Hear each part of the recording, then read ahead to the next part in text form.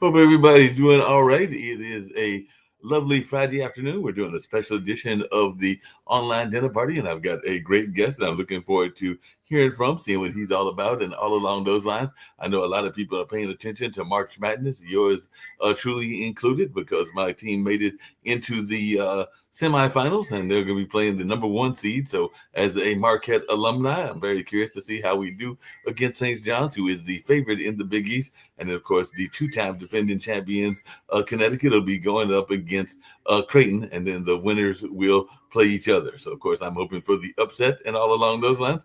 And, of course, a lot of people are also paying attention to the weather and what's going on in the weather space as well, because definitely we had some lovely weather here in Durham, North Carolina. It's probably around 82 degrees or high 70s. It's not that way right now. It's probably in the cooler 60s and 70s, and definitely a little bit on the cooler side. And I think we're supposed to get some rain on Sunday. So it's definitely that kind of weather that goes back and forth, as we are still in technically the winter months, even though spring is literally just around the corner and all along those ways. But definitely a lot's going on, and a lot of people are paying attention to their business sense and their careers as well. So that's partly what Steve Morris is all about. He definitely started his career designing multi-million-dollar racing yachts and building and coaching high-performing teams to help his clients with the world's most demanding yacht races. And I know that we've had another guest on who was part of a yacht team, I believe, out in the West Coast, and all along those lines. I'm oftentimes fascinated by that sport, have even enjoyed watching it when I've watched it on the Olympics and things like that. The gentleman that we had on before that was into yachts and everything was definitely got involved in it during the military time that he had, and all in that space. I'll bring Steve Morris on, learn a little bit about his business career and how he helps businesses and some of his jobs, and also his idea of being part of the racing yacht community and all along those lines. So, Steve, glad that you're able to join me and everything. Don't know if you have any dogs in the fight in terms of March Madness, but it is March Madness, and I know a lot of folks are trying to figure out what's going on right here in the Carolinas. I've got some friends that are diehard Carolina fans. They haven't had the greatest year, and for a number of folks, they are still sitting on the bubble, and a lot of people are speculating that they won't make it, and they'll be going up against their arch rival, Duke, which has beat them twice, and Duke is missing their number one player. So some people are saying that could even hurt their chances should they pull off the upset, and all along those lines. So a lot of people are on pins and needles, and that sounds like business world as well. So just like the business world, they can be on pins and needles. People that are fans of sports can be on pins and needles as well. I know that at one time my alma mater was seated as high as a potential 2 or 3, then we hit a couple of skids. So right now I think we're seated as either or projected as either a 7 or an 8, which means that if you get past the first round, you get to head into either a 1 or a 2 seed, and all along those lines. But hey, that can sometimes be some interesting matches as well. So definitely interested in learning more about your entrepreneurship journey, but also your journey in the space of yacht racing. So we'll just start there. So how did you get into the whole notion of being involved with yachts and all along those lines? Yeah. Well, thanks for having me on the show, Mark. I really appreciate it. So I don't have a dog in the March Madness fight, because you can probably tell from this accent of mine, I didn't grow up around these parts, right? And I grew up in New Zealand. And New Zealand is this tiny little island in the South Pacific, surrounded by water. It wasn't so long ago, like 100 and maybe 130, 40 years ago, that the only way that you could get to New Zealand was by a sailing ship, right? To be able to cross the oceans. And so I grew up sailing in New Zealand. It's a big thing down there. And then I had this very fortunate opportunity. My first job out of college was on a professional sailing team. And so I went from studying mechanical engineering to being at the gym at 6 o'clock in the morning, lifting weights off the ground, and, building myself up to be, athletic level quality to be able to go out and sail with this professional sailing team when we were getting an 85-foot ketch ready to go race around the world. So I got a very, very early grounding in my career about what it felt like to be on a truly high-performing team, and about the dedication and the work and the focus that was necessary to be able to truly pull an amazing team together to go do something amazing. And of course, these parallels go through to your basketball teams as well, right? I mean, being able to truly bring those high-performing, super-performing, winning teams together. There's been science to it, and a lot of art to it. The good thing is when I'm working with business leadership teams to help them become those truly great teams, I've got a set of tools and framework that can really get them a long way along that road. Yeah, along those lines and everything, and definitely we're ready to, after I ask you this question, I'll turn the background noise off and everything along those lines. But I was just wondering how much, because a lot of times people don't think, I know, because I've fantasized about, I'm not a swimmer, even though my dad was an active swimmer and still is an active swimmer, even though he's had some heart issues and all along those lines, but he still is very much involved in swimming. That's part of his exercise regimen and everything. But a lot of people don't think about the physical nature that it takes to guide a yacht or to guide a boat in general. A lot of times people are thinking that this is an easier sport, but when I look at it on the Olympics, whether it's rowing or the yacht races, it does look like it would take almost as much physical workout as it would take to be a football player or a basketball player, and all along those lines. So I just wanted your take on that, because I do think that sometimes people think of people on a boat as that being like a softer sport. I don't necessarily buy that argument and everything, but some people may think that it's a softer sport. So what is your take on that when you hear that argument? Oh my gosh. Well, it's a tremendously physical experience sailing, especially a large boat. I mean, taking down sails and putting up new sails, moving sails around, there's always something to be done, or we're pulling in the ropes, letting things out. There's always a tremendously physical side of the sport. But the thing I love about sailing is that it does combine the physicality of it with strategy and tactics. And part of what I really love doing, especially when I was part of those sailing teams, was navigating. And navigating meaning like defining, like, we know where the destination, where we're trying to get to, and then really being able to plot out around the reefs and the rocks and taking account of the external weather conditions, what's the optimum way for us to be able to get through to the finish. And also, of course, taking into account, where's the competition, right? Because we want to be strategic in how we position the boat relative to the competition. And all of those same things apply in business. And so I help my clients be able to navigate their way through, knowing where you want to get to long-term in the business. How do we navigate our way past the obstacles, the impediments, the things that are in our way? How do we, strategically position our company relative to the competition? And I just found that I've, because of my early training, I have a gift to be able to see those things as I listen to my clients talk about truly what it is that they want to do and where they're trying to get to. Then I can listen to that, but I'm not a consultant, I'm a coach. And meaning I'm coming in and asking them questions about what it is that they think that they should be doing, because the answer is always in the room, about how they're going to navigate the path through to getting what they want. That makes a lot of sense and everything. Now, when did you first get involved in business? Some entrepreneurs were having that entrepreneurial spirit at a very young age and everything. We've all heard the stories, particularly here in the Americas and everything, about the young gentlemen or the young ladies that were selling Girl Scout cookies or Boy Scout cookies at an early age, or selling or setting up the lemonade stand at the early age. So some people had that entrepreneurship spirit at a very young age, and some people it came later in life. So at what point did you develop your entrepreneurial journey? That's a good question. I think, it was fairly early on. So after I completed my work helping this team get ready to go sail around the world, I got a job at a yacht design company up here in Annapolis, Maryland. I got to come to America from New Zealand. And so I spent, a few years just sort of understanding and, how the business worked and, how we worked to help our clients. And then I started to sort of really wonder about the business and, how do we grow the business and what can we be doing to really be able to maximize what it is that we're trying to achieve with the business. So I think I've got that sort of mindset of always looking at how do we maximize, how do we really reach the fullness of our potential in any situation? I also spent 10 years doing government contracting for the US Navy.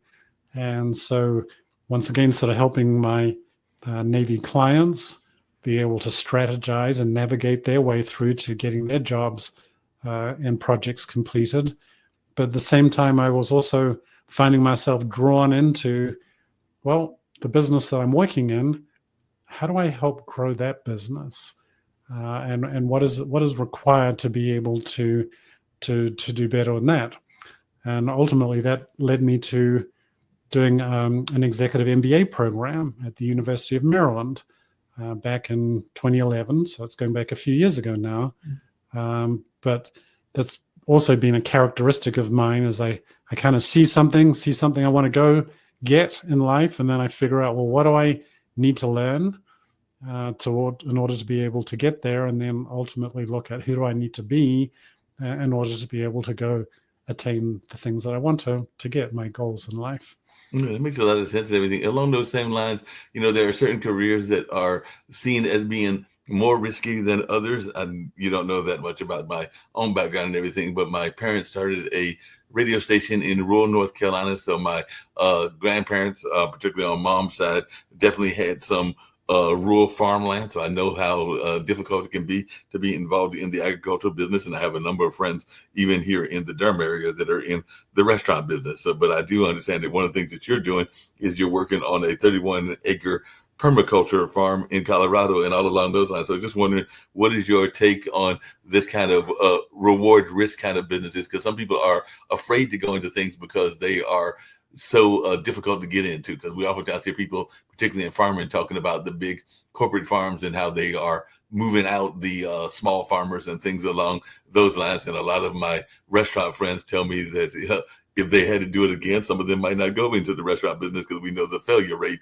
of restaurants as well. So I just wanted your take on that, because it seems like some of these projects that you've been involved in are very known as risky propositions. Yeah. Well, and I think that these are very good insights that you have, and that they are true. And the way that we work on this is we look at the risks and then come up with a plan to mitigate them.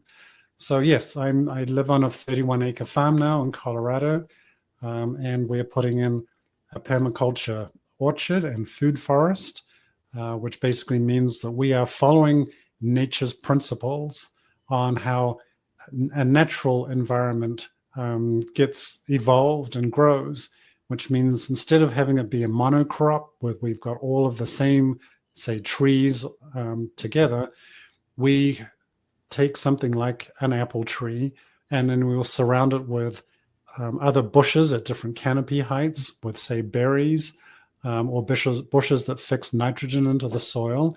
And we create what are called guilds. And this is a group of plants that support each other. Because when you go into a natural forest or woodlands area, as I say, it's not monocrop. It's a group of plants that support each other. And so looking at different ways that we can do farming to mitigate the risks will improve our success. And so as another story, I just got back from New Zealand, where I'm from, a couple of weeks ago. And I went and visited a farm in the South Island of New Zealand. It's a pretty large farm. It's 16,000 acres. Wow. In New Zealand, we call those a station. So you call it maybe a ranch here in the US, but in New Zealand, it's called a station. And they've got 10,000 merino wool sheep on that station. Now, the very interesting thing about this, and why I'm bringing it up in this podcast, is because the owners of this station are entrepreneurs at their heart who have become farmers, and they're taking a completely different approach to how they farm. Now, these two entrepreneurs started, their very first business was a vodka company called 42 Below. Okay. So they're down in New Zealand, and they started a vodka company, and everybody told them, you must be crazy. You can't do that. There's plenty of vodka brands out there in the world. Who's going to buy a vodka brand from New Zealand? Well, they didn't listen to that. All those naysayers. They took the risk. They built their business.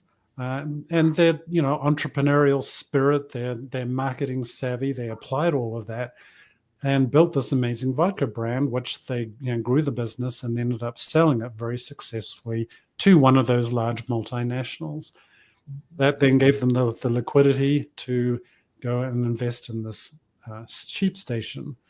Now, the way they are approaching this is not to just do it the same way as everybody else has done, but coming at it with the entrepreneurial spirit and looking at, if we can turn some of our fields over to using regenerative farming practices, then we can grow healthier food on those fields that makes the sheep happier when they get in to go eat that, which creates better wool. And there's a thing that when they shear the fleece off of a sheep and they look at the individual strands of wool, that strand of wool contains a record of the sheep's life over the last year or so. And they can see, like, if there are weaknesses along that strand, it means the sheep has been stressed in some way. Maybe they didn't have enough food, enough water, or there are some other external environmental stresses. So they're really looking at creating this regenerative agriculture approach in their farm, a place where the sheep are happy. And therefore the wool is better quality. Right. Now, where this results, and why I'm going into this rather long sort of story about this, is producing that high quality wool now allows them to be able to go and market to higher end people who want that high quality wool. So your real, fine Italian suit manufacturers want high quality wool to be able to make their products. And so by taking care of the sheep, producing better wool, they're now able to command a premium price for the wool that they're producing. So they're getting more money, more revenue, more income back into the farm, which allows them to be more financially stable and reduce their risk. So I think, it's a long answer to your question, but taking different approaches, taking ideas from one business area and bringing them into another can be a way that you can mitigate risk and ultimately be more successful with the business venture. Yeah, that makes a lot of sense. Along those same lines and everything, one of the things that I've heard people say in terms of business entrepreneurship and everything along those lines, and I've seen examples of this, and I'll give you two of the examples that come to my mind and everything. One based on my print journalism background, in addition to the electronic podcasting and radio kind of background as well, and everything of that nature, is this notion of generational connection within entrepreneurship. So a lot of times people, unfortunately, are not as willing to stay in the same business that their family made their money in. Like, even in my own family, I am proud to say that my mother had three sisters. One of the sisters has passed, but part of what they did in their generational wealth and maintaining the generational wealth is that when my grandparents passed on mom's side, they divided our land among the sisters, and the sisters have it in their wills that it will get passed on generation to generation as long as continue that legacy and everything like that. But unfortunately, that doesn't always work, because there is a African American newspaper here that was very popular, the Carolina Times and everything. And there were three generations, might even have been four generations, that ran that paper. But the last generation, they probably decided we didn't want to go into the newspaper business, and therefore that paper no longer exists. And I can say the same thing.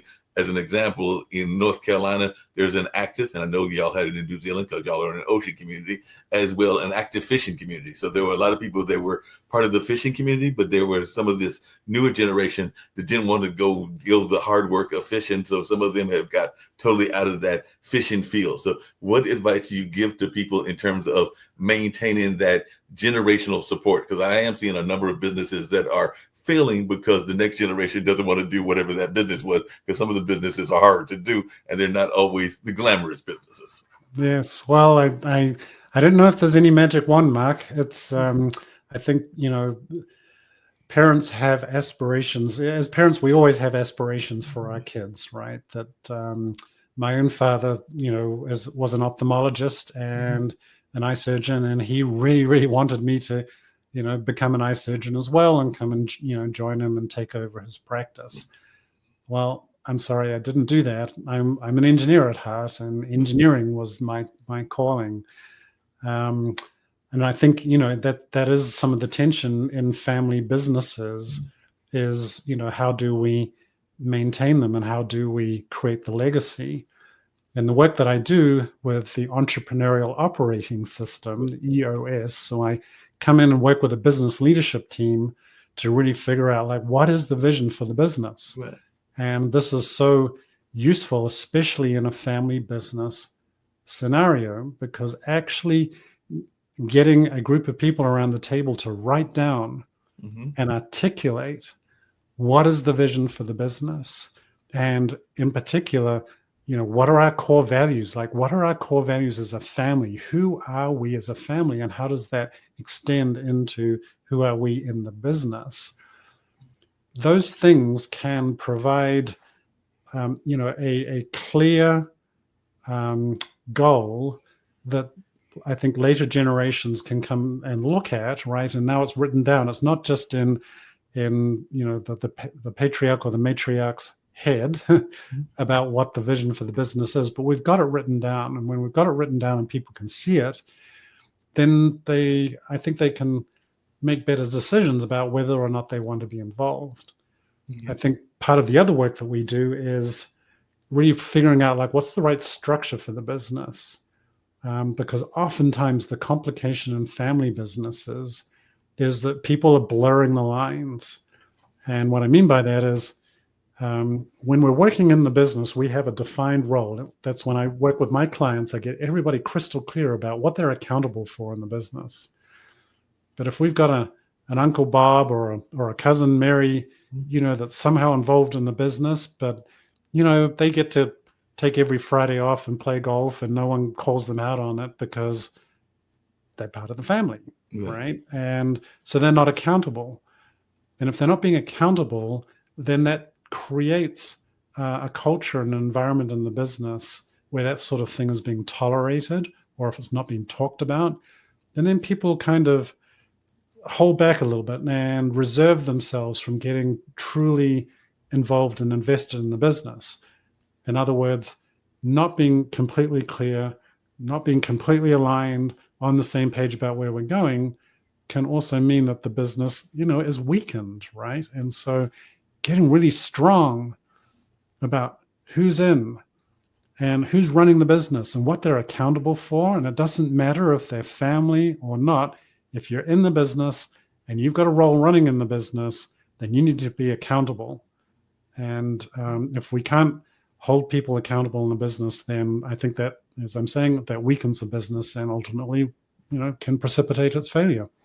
From a consulting standpoint, and you do a lot of consulting and everything, how important do you think it is? Because I hear a lot of businesses talk about understanding your business plan and understanding your mission goals and all along those lines. But I do find that in certain businesses, and I've had the pleasure of working mostly with nonprofits, but I have worked with a couple of profit businesses as well, that sometimes the initial mission goal may change. They may get a organization may become more useful. They may just have a different direction than the original founders had, and all along those lines. So I just wondering, how important is it for businesses to have those mission goals, but also to evaluate those mission goals? Because I know, like, just recently, one of my nonprofits that I work with and everything just recently changed board chairs and everything. So we've had several executive directors, but I think that this new board chair has got a more useful vision, and they may take the whole organization in a different direction, whereas the other one had a business background. As a matter of fact, if one friend told me this new person is coming in as the chair has a business and a community involvement, whereas the other one had more of a primary business involvement and everything like that. So I'm just wondering, how important is it for organizations to reassess themselves on a regular basis? Oh, it's incredibly important, Mark. And this is the type of work that I do with my clients. And I think, the importance comes from the fact that the environment outside, the external environment, never remains constant, right? Just like when I'm sailing, the wind shifts, the wind changes, and we have to trim our sails and we have to adapt to the external environment. If we remain too hidebound and stuck, to our last strategic plan, and meanwhile, everything's changed in the external environment, then we lose. And that's, of course, the huge story, I think, from the last 20 years, is Blockbuster Video, right? Right. They couldn't change to the brutal reality of the current market conditions, that their business model was wrong, and they're no longer here, right? So it's very important to keep adapting your strategy and keep sort of looking at the horizon and figuring out what's going on. But on the other side of that, I think when you talk about things like values, core values, and by this, when I work with my clients, this is about truly, who are you guys at your core? Right. Who are you as a team? Who are you as people showing up in this business? And what do you value about how you work together? Those things do need to stay, more constant. They can be looked at and adjusted and tweaked for sure.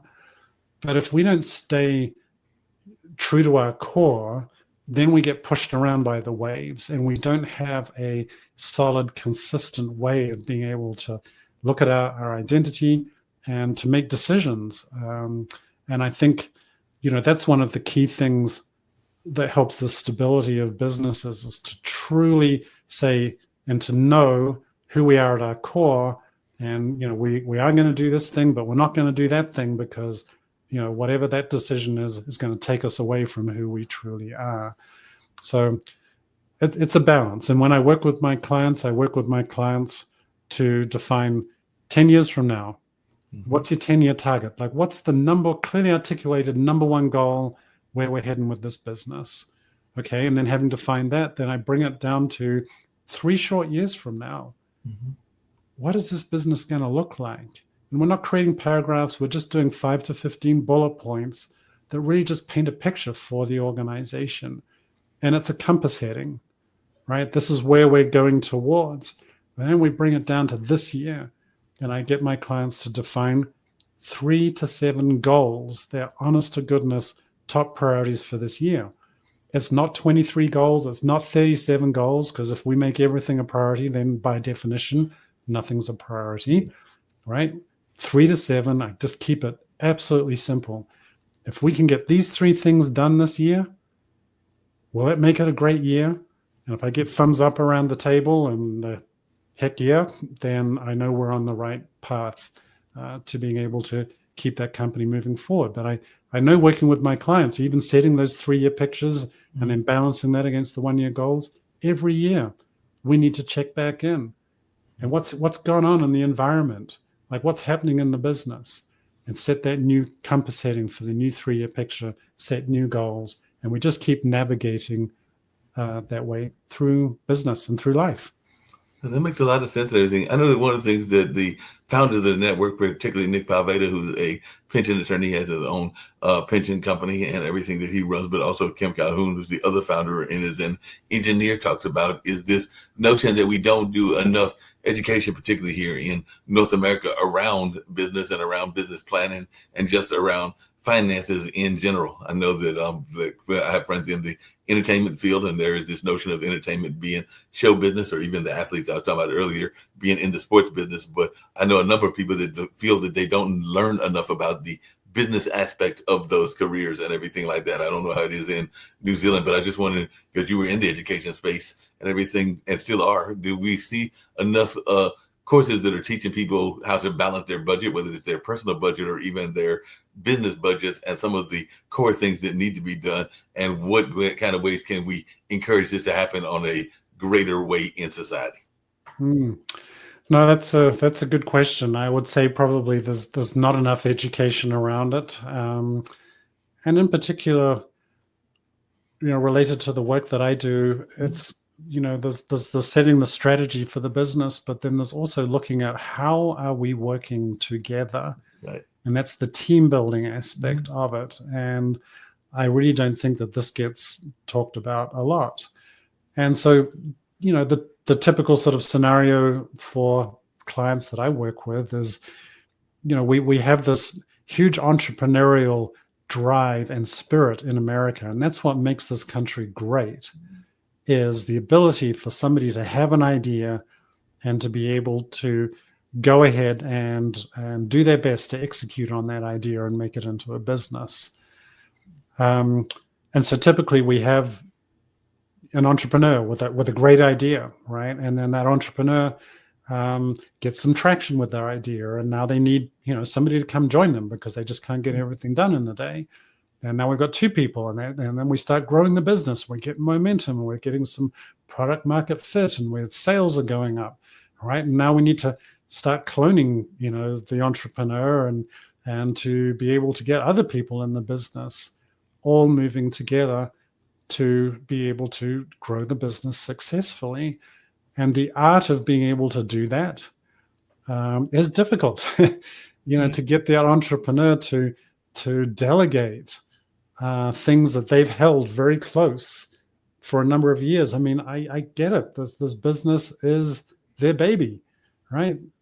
Poured in a lot of blood, sweat, and tears into building this business, and it's hard to let go. It's hard to get other people involved. It's hard to build a team. But nevertheless, the work that I do with the Entrepreneur Operating System is I have a framework. I have a start here, go here set of simple, practical tools to help the proper delegation of work, the keeping track, the systemization of a business so that we can grow it. Yeah. Well, you brought up two interesting concepts and everything. One, I was wondering because you brought up team building, and I know that team building, even in corporate America, because like I said, I'm in the RTP area, and there are a number of companies out here, whether it's GlaxoSmithKline or whether it's Pfizer or Merck's here and a number of other companies, and you'll oftentimes see them doing team building exercises. It might be going to a Bulls game or going out to some sports event. And of course, there's the ones that have become kind of like cliche, like the ones where people are falling into each other's laps. And of course, there's the running joke of the person dropping the person and all along those lines. So how do you get past the cliches that exist within team building? Because I know that even in church environments and a lot of organizations, they'll go to a game and they might watch the game together. But I don't necessarily see, when I've been to the events, a lot of true engagement in terms of like true team building and all along those lines. It's a good night out. It's a good time for people together. I even see that with my alumni association when I've gone to some events, but I don't always see enough of the true team building and everything. And maybe I'm just misreading it and everything, but I just wanted your take on that, because it does seem that to some degree, team building has become a cliche and also kind of like a running joke within some of the sitcoms of the world and detective novels of the world as well. So I just wanted your thoughts on how we can have authentic team building. Yeah, well, I think it's definitely a thing that can induce the inevitable eye roll from people like, oh my gosh, no, we've got to go do a team building event. So in the work that I do, truly building a really great team is more than just going out to, watch a game together. Right. I mean, those things are great. And just to sort of create a little bit of camaraderie, right, and maybe you can make a little bit of a deeper connection. But I think it's not a one and done thing, right? And so many times what I see is, oh my gosh, we haven't done any team building. Quick, somebody, schedule a game, let's go bowling or something like that. And if it's a thing in isolation, then I think employees in the business that's what induces the eye roll, because they see it's an isolated thing. And so when I'm working with my clients, I'm trying to help them create a more holistic culture and environment in the business. And so it's got to be a consistent, repeated set of activities that truly do build trust, vulnerability-based trust amongst the team in the business. And so that, as I say, it's not a one and done thing, right? It's got to be, leaders have to show up with a consistent, caring, genuine care and concern for what's going on with their employees, with their people in the business. If they're just phoning it in, people see that. Yeah. And that's where I think, the eye rolling takes place. The eye roll sort of comes.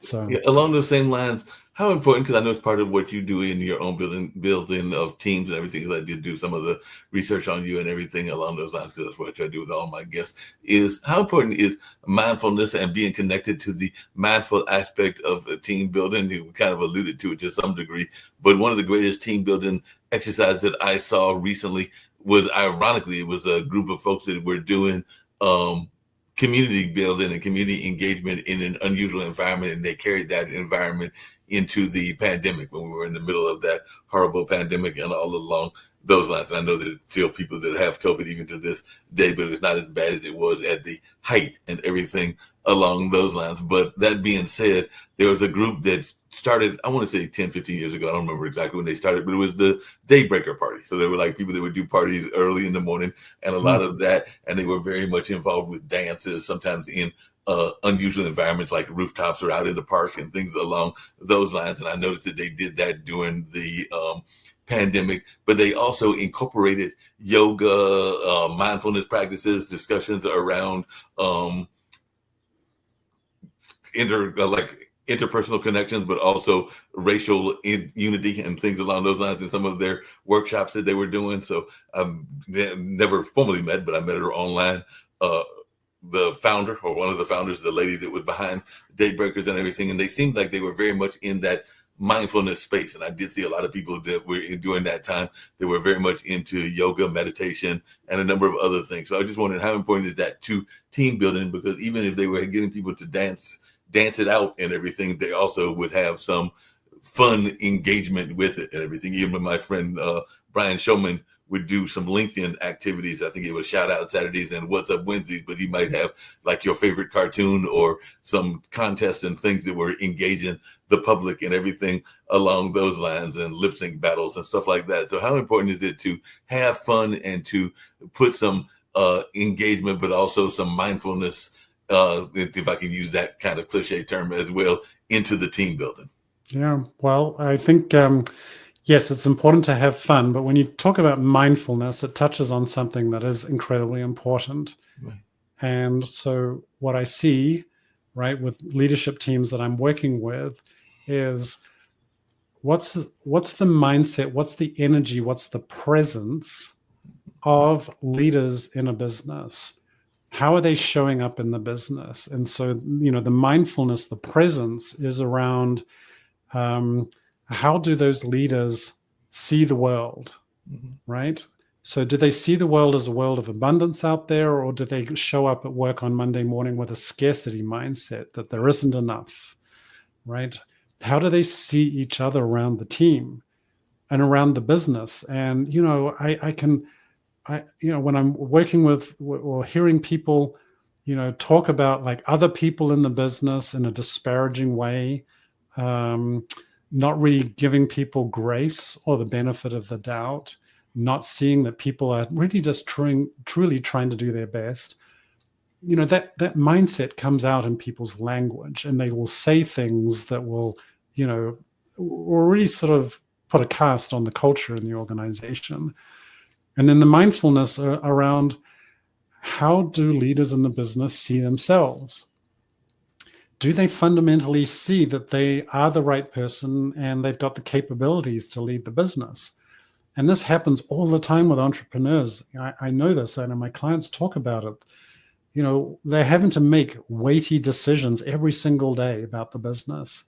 And then they lie awake at 2:00 in the morning thinking to themselves, am I the right person to be leading this business? Did I make the right decision yesterday? Right? So that mindset, that's I call it a non-useful thinking, can get in the way and sabotage the ability of leaders to be able to make the right decisions in the business. And so some of the work that I do is to be able to help leaders shift their mindset. And so, in a business, stuff happens every single day, right? Issues come up, and a leader that gets triggered, starts yelling, starts pointing the finger, the blame, all of that stuff. Well, that's not very useful, right? As a leader of a business, you are called on to be able to stand up in your power as a leader and to be calm, right? To be able to stay connected and to be able to make the right decisions, and we need to create. And so within an individual, when you talk about mindfulness, within a leader, we need to be able to create that gap between stimulus and response. Right. So when something happens, we can take a breath, get the frontal cortex clutched back in so we can make a right decision and an appropriate response, and then choose the useful response. So I think it's an incredibly important thing, because I feel like, those businesses where we don't have any gap between stimulus and response, and when stuff happens, if the temperature goes up in the room, stuff gets thrown around, we're not in our best place to be able to lead the business and take it forward. But one of the great stories when you talk about from sports, Pete Carroll, the coach for the Seattle Seahawks, talked about that moment when they were just about to win their second Super Bowl, playing New England. New England kicked a field goal and won the game right in the last nanosecond, the last tenth of a second before the end of the game.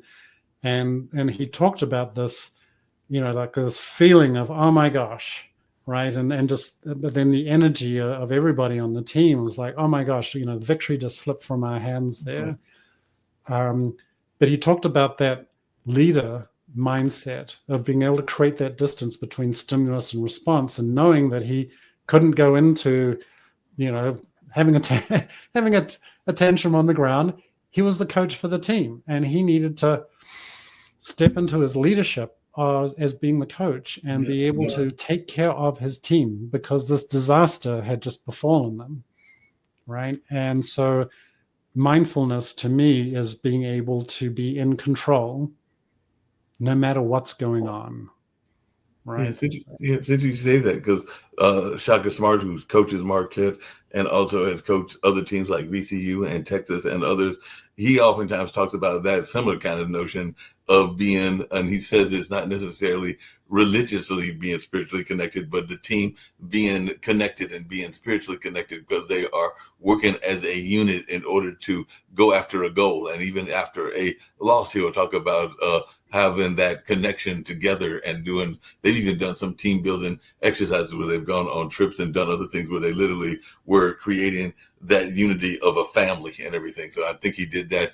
at some of the other programs that he was at, but he definitely did that at Marquette, and he's oftentimes talked about it all along those lines. So how important do you think it is? Because one of the things that I get frustrated by, and I'd love to hear your thoughts around that, it's kind of the flip side of that, is that we all have our dreams and our visions and things along those lines. And I think that sometimes leaders don't always realize that people have their own goals and ambitions, and they try to co-opt your goals and ambitions and make it part of their goals and ambitions. Because I've had a number of business leaders that have tried to tell me, come join their forces and everything, and not realizing that we might not be on the same page and everything like that. So I just wondered, as a business coach, how do you guard from that? Because I do think that some people are so focused on their own goals that they're not thinking about the goals of the rest of the team, and sometimes the goals may not be aligned, but sometimes they are aligned in a different way and everything, that you don't necessarily have to have them do it exactly the way that you've envisioned them doing it. But that's just my take on it. I was wondering your take. Yeah, no, it's a critical thing that you're talking about, Mark. So when I work with my clients, when you talk about like creating this, almost spiritual connection for a team, right? I at least translate that into, as I was talking about before, core values, like who are we as a team? And when I work with my clients, I'm not just working with, say, the business owner or the CEO and getting their core values and then, promulgating that across the entire business. I work with the leadership team, and we go through a process of really kind of getting to the core of what the company is, right? So we've got multiple voices around the room talking about and trying to identify who are we as a team. And then, so I take that as one core part of creating this articulation of a larger vision for the business and getting it written down.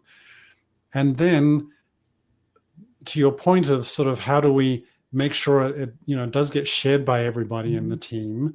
How do we get everybody on board? Well, we need to tell them, right? And so Patrick Lencioni's written some books around this, but this idea is you can never, as a leader, you can never over communicate what the vision for your business is. In EOS, we say you need to tell them 7 times before they hear it for the first time. These are actual parenting principles. Just repeat, repeat, repeat, repeat. So then, having articulated the vision for the business, we communicate that. And so truly successful businesses, I think, people who can see their place in the vision and want to be a part of it, then they sign up, they're all in, and they stay with the team. The beauty of also articulating a written vision is if people look at that and say, I don't want to be a part of this. It's not who I am, right? These core values are not things that I share. Well, that's great that we discovered that, because there's somewhere else for you. Yeah. And Jim Collins talks about this in Good to Great, one of the top business books written of all time.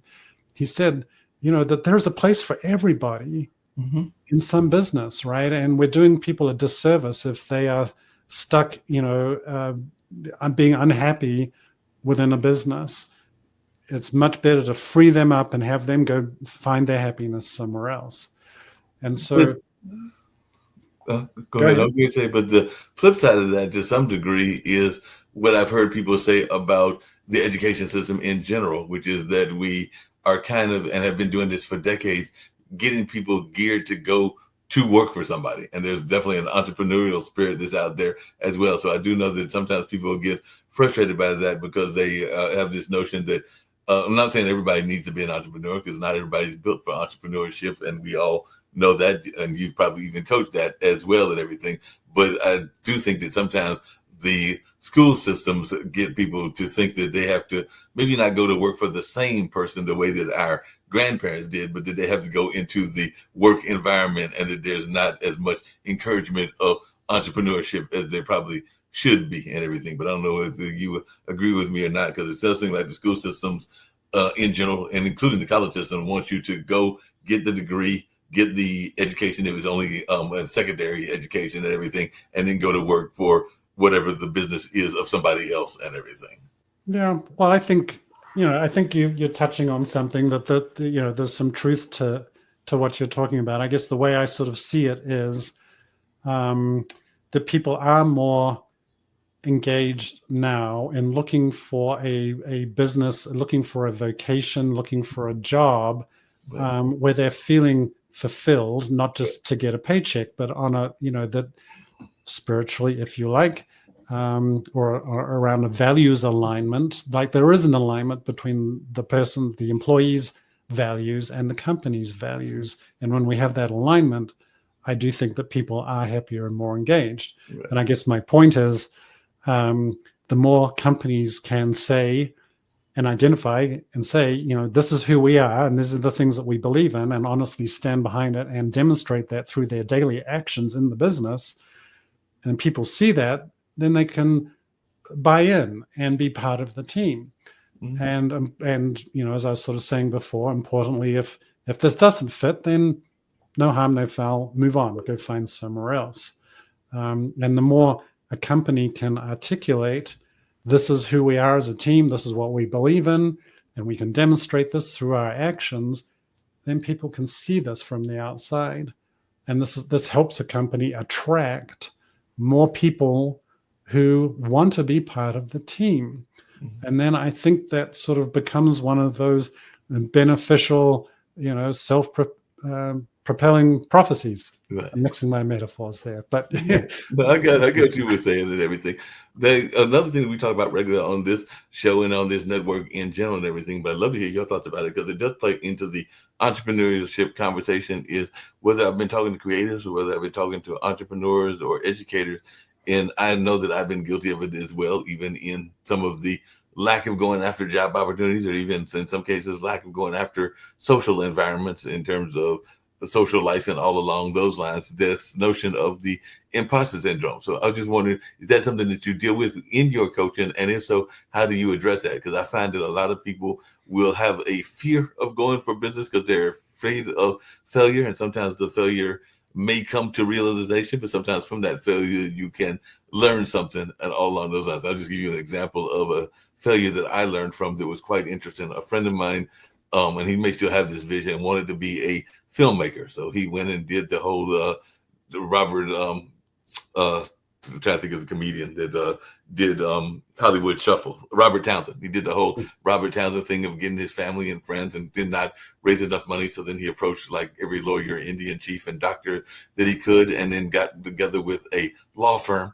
set up a luncheon to have the pitch meeting and everything. And I think it was the folks of us that were part of his leadership team and the caterer that were there. Some people drove by, didn't see any cars or enough cars that warranted them stopping by, even though it was a fancy office in the state capitol and all along those lines in a relatively prominent law firm. But we probably was maybe about 5 people that were there because people did not have the bandwagon mentality, or they didn't see enough of a bandwagon to jump on and everything. So I'm thinking that that particular filmmaker at some point may have had the imposter syndrome as well, even though I think he's still, for several years now, been pursuing that film project and everything. So I just wondered, how does the imposter syndrome of this notion of you're not as good as you think you are play into the notion of even your leadership coaching?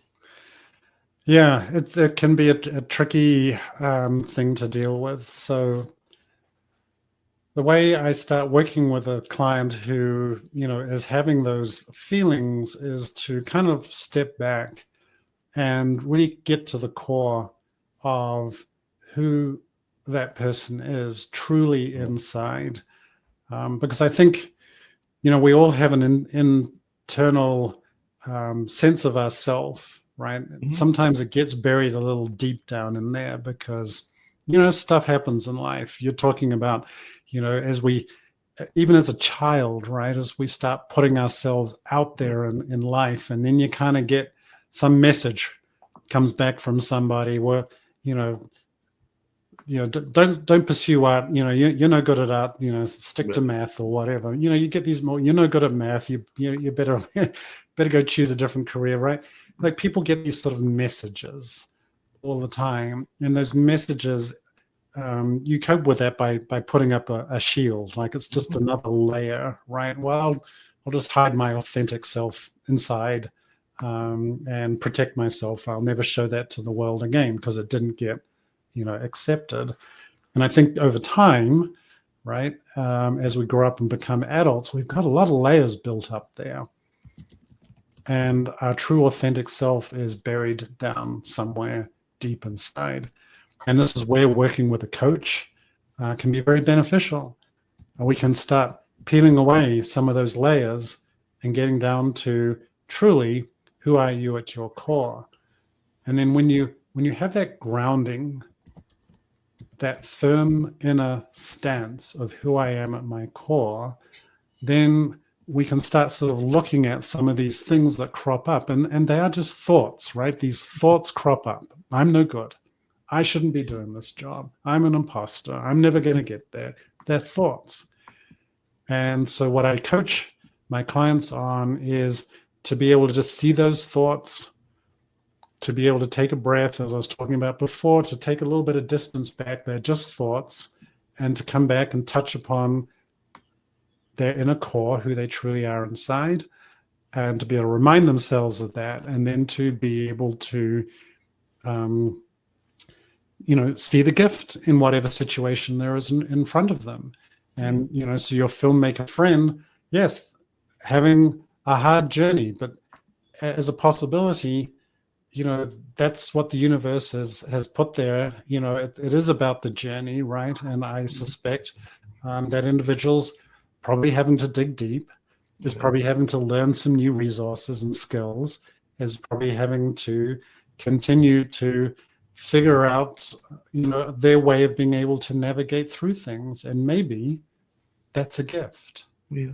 That makes sense. Maybe that's a gift. Yeah, that sounds like a very good thing. We'll get ready to wrap it up about another 10 or 15 minutes, but I did have a couple of quick questions I was going to ask you in that same space and all along those lines and everything. Because another thing that another friend of mine talks about a lot of times, and I'd love to hear your thoughts around this as well, is this notion of the brain drain and things along those lines. Because I do think that a lot of times people are afraid to give away their knowledge or to give knowledge because they are afraid that it will be used or abused and all along those lines. Because I had a friend of mine, that same friend I was talking about, that he was a rental coordinator for a major local art house theater here in Durham, North Carolina. And he would tell me that everybody's a promoter until it's time to cut the check, meaning that everybody has these great ideas and these grandiose ideas. But then when he would present them the bill, then they might not have the resources that they thought they had. So then they had to reassess whether they could actually do what they thought they could do. And not saying that he discouraged them from doing it, but he just wanted them to understand what they were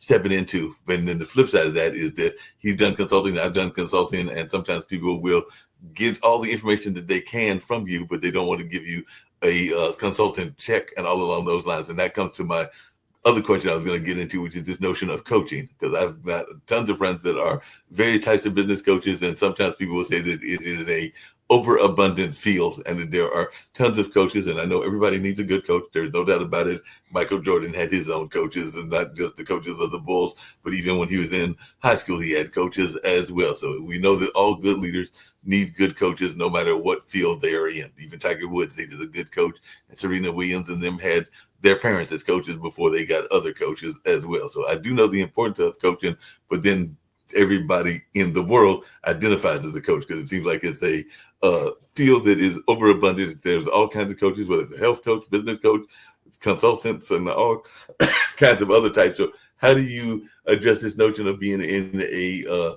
what some people consider a very dense field? That's the word I was looking for. Like it's got a lot of people that are in the field.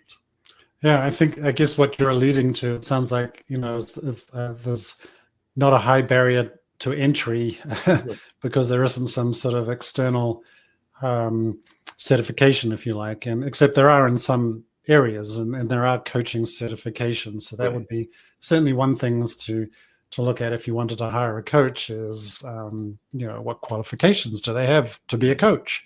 Right. And I think, part of the other thing, and this is what I look for when I find a coach for myself, and, what I talk about with my clients or prospects, if they're looking for coaching from me, is, what's the journey that you want to go on, right? And for me, I want to find a coach for myself, that's gone ahead of me, right? That's gone and experienced some things down the journey that I'm wanting to go on in my life.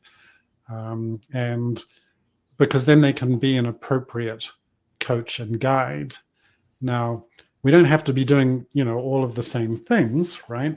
A great NFL coach didn't have to be, the best quarterback, right? Or necessarily play on the team. I mean, there is a specific expertise to coaching.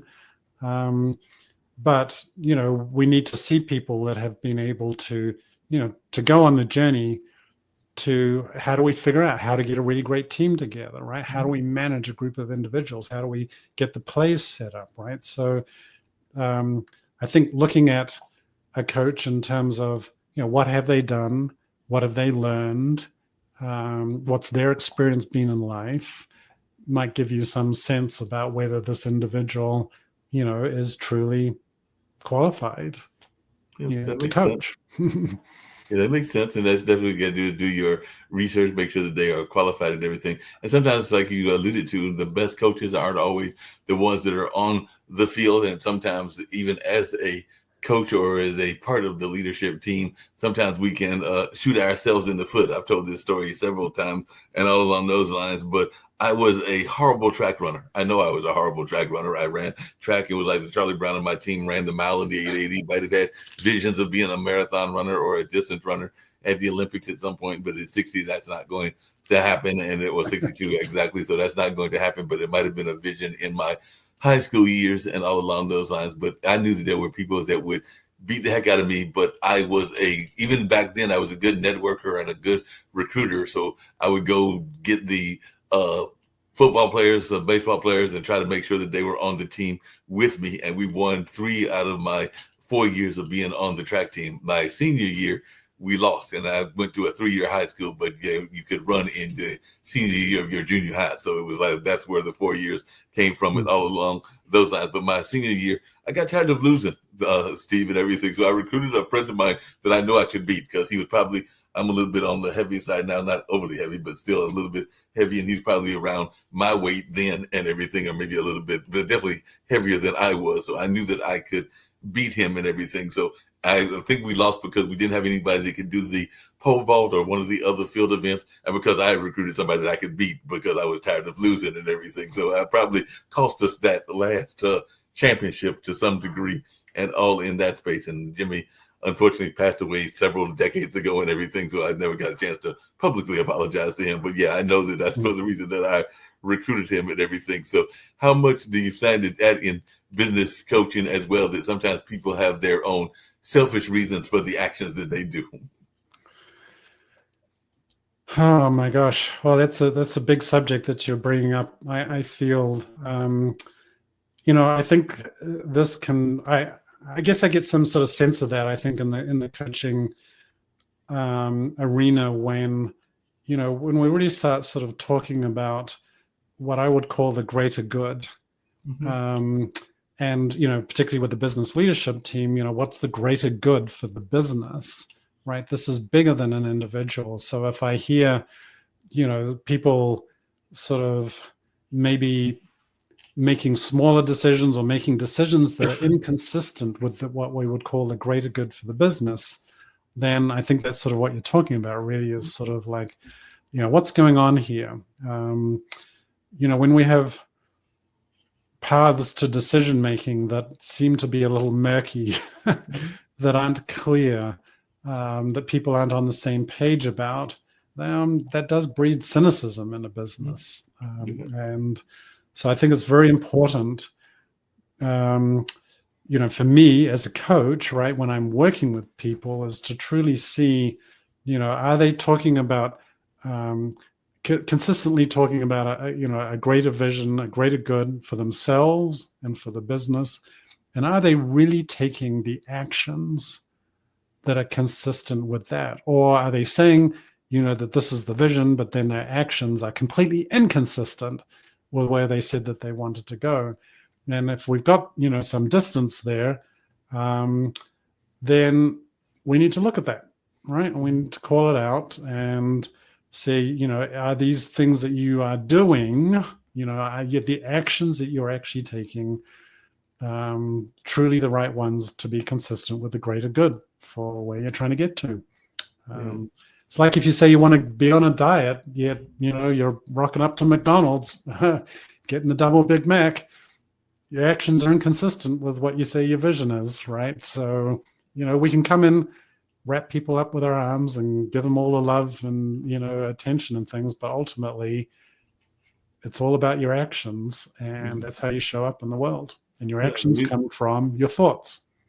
No, the reason I was laughing is because I remember at Marquette when I was there, and it wasn't just the women, it was also the guys as well that would get the what they called the freshman 10, or maybe the freshman 20, or the freshman 25 or whatever. And part of that was just what you said, that they would go and in the cafeteria, whatever the cafeteria was, and get the most healthiest salad that they could, but then they would heap it on with some ice cream and some other things that they were going counter to whatever the dietary food was supposed to be. And then that was why they would wind up getting that freshman 10 or that freshman 20. Of course, it didn't help that Milwaukee is a beer town as well. So you add the beer drinking also, that would probably add into that. But I do remember that. And like I said, it was in the 80s that I went to school. So we're talking some 40 years ago, but it still resonates with me, the fact that and I think it even existed, Duke, the people that will go on the quote unquote diets when they get into the university setting, whether it's in grad school or in the undergraduate. I'm sure you've even seen that at your university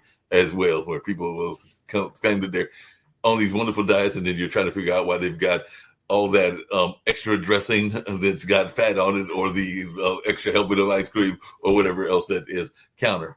Before we get ready to wrap up, and we'll get ready to wrap up shortly, I've thoroughly enjoyed this conversation, by the way, and everything, and I hope you have as well. But just what is your take? And it comes back to cynicism, and I'm not trying to knock the business coach face and everything, but what is your answer to people that get frustrated by the business coaches because they see this kind of notion of the oversell? And I never got that from you or even my research on you, but there are some of those business coaches that are so busy selling you their books, selling you their products, and all along those lines that can be frustrating and all along those lines. So I just wanted your take on that, because there are a number of them, and I won't name their names, that are quite successful, but every time you turn around, it's like they're giving you this oversell into their product line and not necessarily their coaching line.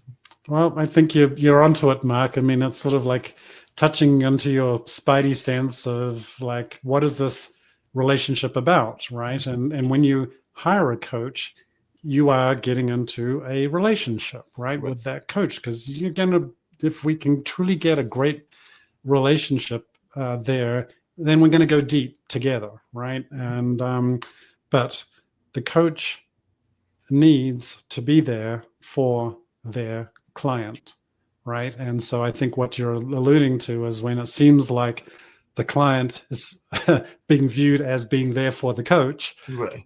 We've got an upside down relationship. And yes, I do see, a lot of this stuff out there in the marketplace as well. And, I think there's a lot of good intentioned coaches out there, and we just show up with, a service mindset, and, to sit down with our clients and to really focus in with them today, right here, right now. What is it that you want to create, and to serve that client without any other agenda in place. Yeah, that makes a lot of sense and everything.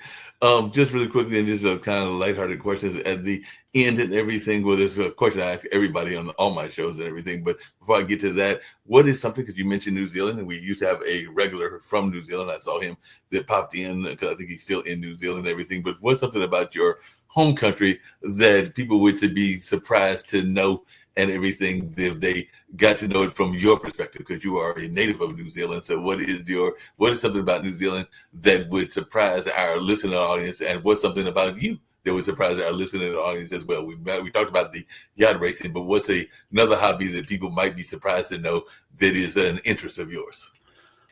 Oh, I wasn't going to go with a hobby, but what I was going to talk about is the ice cream in New Zealand. Okay. So, here in America, we've kind of got this thing, like when you want to, go get some beef or some milk or some dairy products, and you got to look for the grass-fed stuff, right? Because oftentimes it's not, right? Well, in New Zealand, it's all grass-fed. That's all we've got down there is grass, and it makes great milk. Grass-fed cattle produce great milk. And so there's a particular ice cream that's unique in New Zealand that's called Hokey Pokey ice cream. And it's kind of like a vanilla ice cream, but it's got these little flecks of candy that are honey flavored candy in it. And oh my gosh, this stuff is delicious. And of course, it's something I have to restrain myself on when I go back home. But I do like, this is one of my favorite things, is getting to New Zealand and having a nice flat white coffee, which is a type of coffee they make in New Zealand, a little bit like a cappuccino, and some Hokey Pokey ice cream. So there you go. When you go to New Zealand, check those two things out. Well, that's definitely on my wish list and everything like that. Pod TV, which is the network that this show is on, is a international network and is aired in several countries. Like I said, I know we have a gentleman that regularly comes on from Bangladesh. We've got a gentleman that regularly comes on from Canada. We had one that was regularly coming on from Australia. He's been going through some operations and stuff. And one of our other founders, I think I alluded to him earlier, Nick Palveda, is now living in Spain. So I do know that we are heard in various countries around the world, and I've heard different numbers in the hundreds and all along those lines, as many as some people estimating close to the 200 countries that exist and everything along those lines. But that being said, in all my shows that I do, just because it's kind of my own thing that I like to do in general, just as a word of encouragement, is I love to give my guests a chance to give a word of positivity. And you've done a lot of that doing the show in general. But if you have any word of positivity that you would love to share with our global audience, and also how you can be contacted. And if you have any books that you want to mention as well, that would be the time to do it, as well as we get ready to wrap up. And I'll wrap up with a couple of PSAs afterwards and everything. But anything that we haven't touched that you'd like to touch on, as well as a word of positivity and any other things that you'd like to say, and also how you can be contacted. Awesome. Well, thank you for the opportunity, Mark. I truly appreciate it. This has been truly a great conversation. I've enjoyed it a lot. So, positivity. I've talked through this podcast, and particularly, about 2/3 of the way through, I was talking about, leadership presence, right? And this being able to create a distance between stimulus and response. And so, the thing that I would just love to say to people out there who are listening, if you find yourself in some situation that's, triggering you and getting you stressed out, is just to take a breath, right? It's a simple thing, but come home to yourself. When you're being triggered, if you can bring yourself back into your body, it's a very simple thing. You can do it through a breath, feel the breath. You can even take a little technique of bringing 2 fingertips together and just feeling that the ridges on your skin, that brings yourself back into your body. These 2 techniques, coming back into your body, can just help you, come down from that triggering event. It's a very simple thing. So I want to give you that tool. I don't have a book to sell. I do have a website, stevemorriscoaching.com. On that website, I've got a free course called Creating Your Morning of Distinction. And it's 10 parts in this course. They're each like 5 minutes long, so it's an hour long total. But I can give you 10 techniques that you can try every morning to help you get your day set on the right compass heading for the day. And they are things like going outside, getting sunlight in your eyes, doing some exercise, a whole bunch of things that I have found so incredibly useful for myself to help myself get on the right course for my day. So that's free. That's right there on my website, stevemorriscoaching.com. And so I'd encourage anybody who's looking for a new morning routine or looking for a better way to get themselves in their right inner stance to get ready for the day, to go check it out.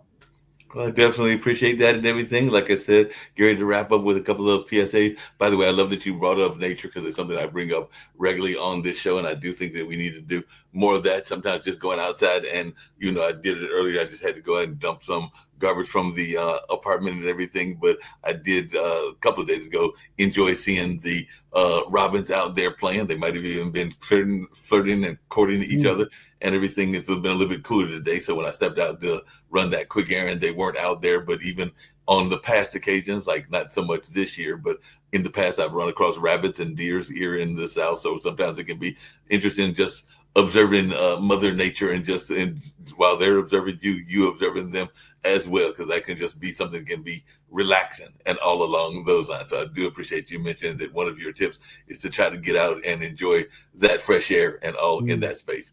The PSA that I'm going to play is about teachers, and I know you're a teacher, and it's a teacher's award that comes out of Oklahoma and everything. There might be one other one that I play. So before I play this PSA, what is your thoughts around the importance of teachers in general? And then that'll be the last thing I need from you. So since I know you're a coach, but you're also a teacher as well. So what is your thoughts about the importance of teachers and even teacher support staff? Because if I remember correctly, this award is given not just to teachers, but the support staff around them, be that the janitor, the cafeteria worker, the secretary, a number of others that are in the education space. So I just wanted your thoughts about the importance of education and those that are the support people in education as well.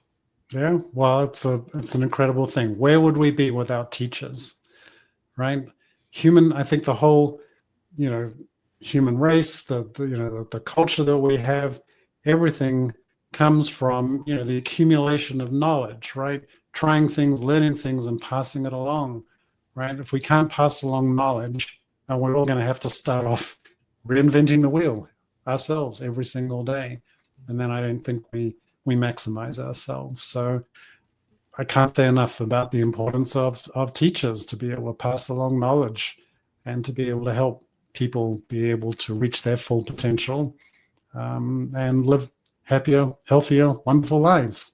Go teachers. Yeah, I appreciate that. And we'll go out with this particular award from Oklahoma that honors the teachers and all along those lines. And there might be a couple of others as well. But I thoroughly enjoyed our conversation, and hopefully I'll get you back on a future episode as well. But definitely it was engaging, and I enjoyed learning from you, which is what I love doing on all these conversations, whether it's a one-on-one like this one was or a multiple guest one that I've done as well. But definitely thoroughly enjoyed our conversation, and hopefully I'll get you back in the not too distant future.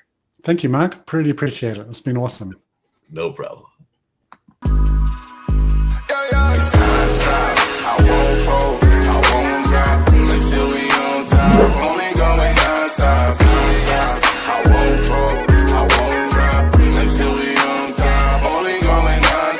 I want to thank everyone for coming to the 2020 TAF Awards. This was a show like no other, people. This is the Grammys for dignitaries, educators, and support staff around the state of Oklahoma and worldwide. We cannot do this without the support of the people. So we thank you, I thank you, for being such a dedicated supporter to this movement for the Teachers Appreciation Foundation. I thank you. I won't fold, I won't drop until we on top, only going non-stop. Are you looking for money-saving strategies for your business and personal finances? Are you tired of working hard every day with little or nothing to show for it? Contact Prosperity Financial Services, LLC right now for your free financial consultation. Call now to reserve yours today, 804-349-8600, 804-349-8600.